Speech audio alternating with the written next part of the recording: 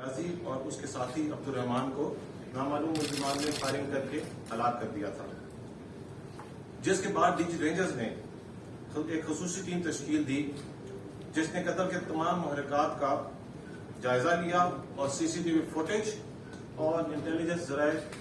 کی بنیاد کے اوپر 25 تاریخ کو ایک کامیاب آپریشن کیا اور پاکستان رینجرز سندھ اور پولیس نے مشترکہ کارروائی کرتے ہوئے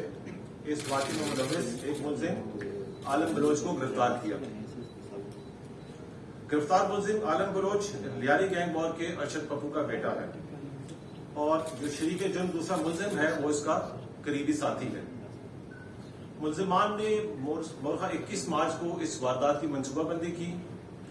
اور مورخہ 22 مارچ کو ملزمان نے سابقہ انسپکٹر چاند خان نیازی کا تعاقب کرتے ہوئے